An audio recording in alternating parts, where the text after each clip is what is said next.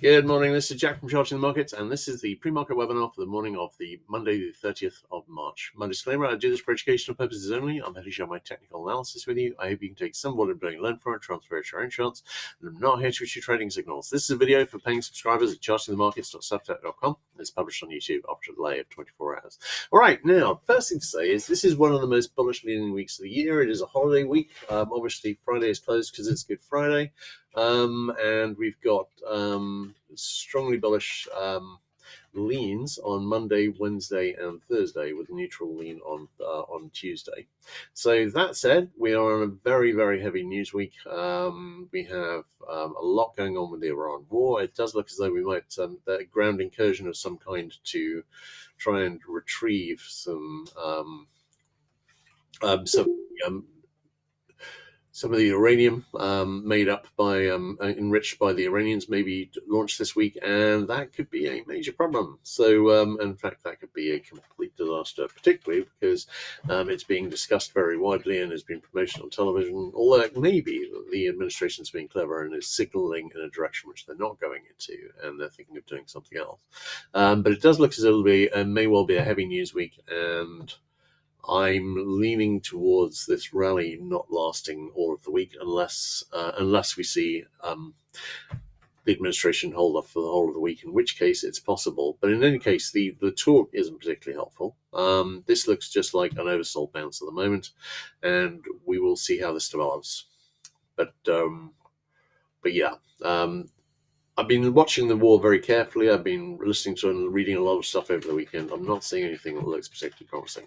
All right, NQ seeing a bit of a bounce too. We don't have any positive divergence on any of the electricity indices. I would note that we were seeing a very weak day. We saw a lot of movement down on ES and NQ, particularly last week. RTY, not so much. We're still holding these original lows from just after the war started.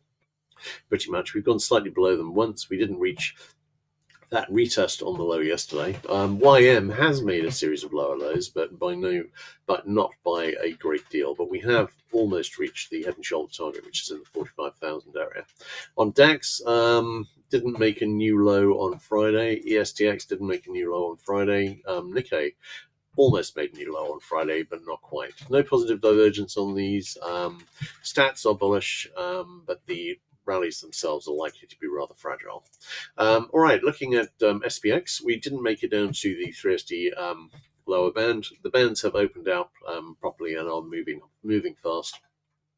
So it's now difficult at this stage to reach the daily lower band. So we'll see how that develops. Qs almost reached the lower band, but not quite. Remember the Friday dot for the 3SD lower band is actually this one here, not this one here.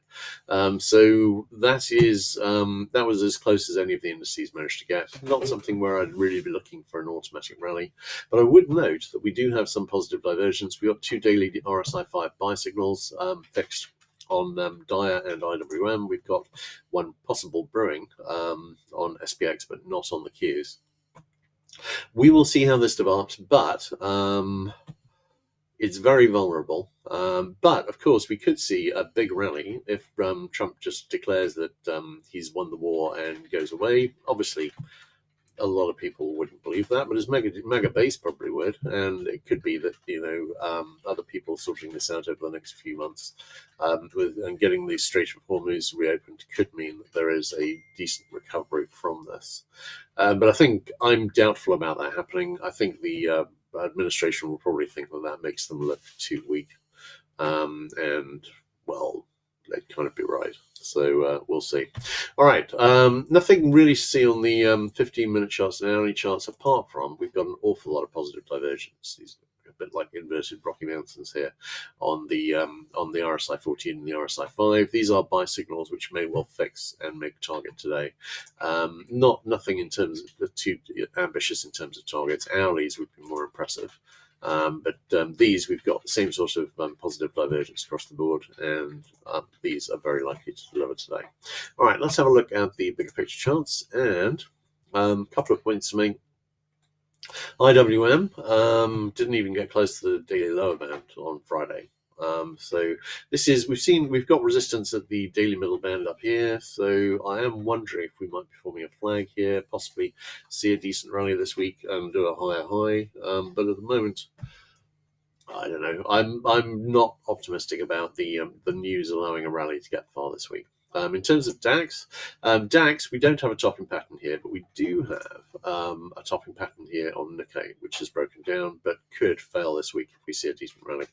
It only needs to get up to the right shoulder high, which I've got in the 55.7 K area. So if we get over that, this head and shoulder fails with a target at a retest of the highs. But basically, overall, equity markets are looking very fragile, and the war in Iran does not look at all as though it's going well.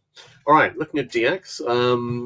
When we see, we might need to wait for the next lot of bad news to come. Probably won't be that long, to be honest. But the bull flag here is broken up with a target to retest at this high. What I'm looking for is in the next lot of bad news, then I'm looking for DX to extend higher. I did a post on Friday talking about how this could actually get us up into the retest at 114.70 and change, I think. So, and I'm still thinking this may have a lot of legs to the upside. Looking at the other currencies, not an awful lot to see this morning. Bear flags broken down on USD. Bear flags broken down and almost made target on GBP USD. We've got a little sell signal here, but it's already reached possible near miss target on USD JPY. Not seeing an awful lot else notable, although we're now reaching the retest of this high on USD CAD after the flag failed. And I'm watching Head and Shoulders, which has broken down on USD Australian dollar with a target in the 0.663 area. All right, looking at ZB. ZB, we've got some buy signals here on the daily. It's buy signal on TLT, sell signal on TYX. And this is suggesting that we might see a decent rally here. We've got a little double bottom here, which on a sustained breakup could see us get back to maybe the 115.20 area. Little skeptical about that, but we're overdue a rally maybe. So and that would just be a standard retracement before going down. I think on ZN, possible bottoming action here. Not as clear a double bottom, but not a bad one. Looking at oil, Brent crude has obviously almost got back up to this original March 9 spike high, and I'm thinking probably reach that sooner rather than later. CL is well short of the spike high, which got up to about 118. We're up over 100 now, but not really doing anything particularly impressive. I'm quite liking this going higher, but this is the least likely to be affected because, of course, what the US is mainly producing is CL. It's the other grades that are mainly coming from the Middle East. All right, looking at HO. HO has obviously taken out the March 9 high long since and retested that and went a lot higher, and we're retesting that high now. RBOB, again, fairly similar situation. We've got NG. NG, we've got a little bit of a rally here, but it really doesn't look as though this is being affected by these straightforward moves at the moment. GC, this is a little IHS which is broken up with a target, I think, in about the 50,000 area. That would be a nice target to get to next. I am thinking that on the bigger picture, we've got nice looking bull flags, and this may well be the end of the downtrend on precious metals, which may take their proper place as a flat safety scene. So SI, possible IHS forming, but really it would need to break up in the next day or two, or the right shoulder will just be too long. Palladium, possible IHS as well, same issue. I think we've probably reached that point already on platinum. HG, possible IHS, but again, I'm wondering the right shoulder has been going on for too long. 60-minute buy signal has reached the possible near miss target. All right, looking at the commodities, KC, we've seen a bit of a pullback here. I'm wondering about a retest of the low and possible continuation lower. SB, this was a decent looking double top, but is no longer really. So this is 60-minute sell signals not really delivering much so far. This may well just have further to go to the upside.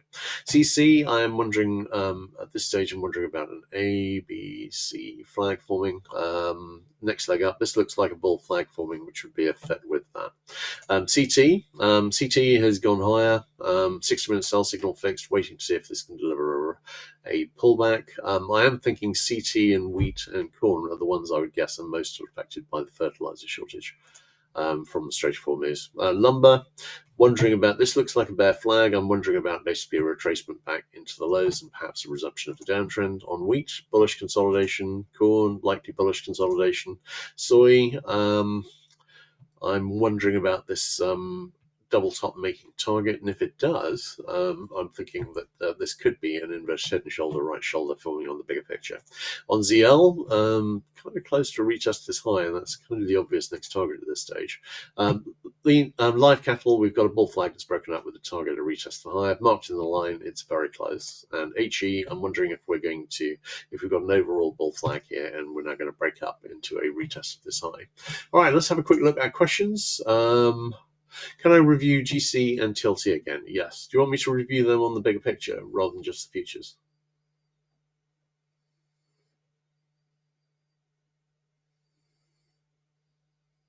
Yeah, okay. Let's have a look.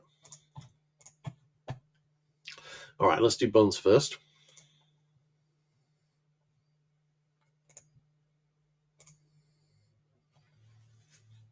All right, here we've got targets going up on TNX, 2IX down on TLT, but what I'm looking at in the short term, because we've got these overall triangles, we've not reached these triangle resistance levels yet, but what I'm looking at in the short term is we've got an RSI 5 sell signal fixed on TNX, and we've got an RSI 5 buy signal fixed on TLT. Now, we've also got a double top breaking down on TLT, but this wouldn't be a bad time to see a rally, and I'm thinking these divergences might deliver a rally here. Now, that rally probably only lasts until we start getting news about the war, but this would be a good place to see that. Looking at gold and silver, hang on, wait a second. Right, gold, we've got a beautiful bull flag. It's really nice. It's a bull flag channel, and that's the bull flag channel. And this looks like a spike up, a flag forming. So next obvious stage would be a move up from here. I'm thinking this retracement low on gold may well be in. Looking at silver, decent looking flag there too. Not as nice as the gold one, but still pretty decent. Obviously, we would get more positive divergence if we retest the low, but I'm not seeing at the moment anything suggesting really that we will. All right, my pleasure as always, mate. Everyone take care, and I'll catch you guys tomorrow.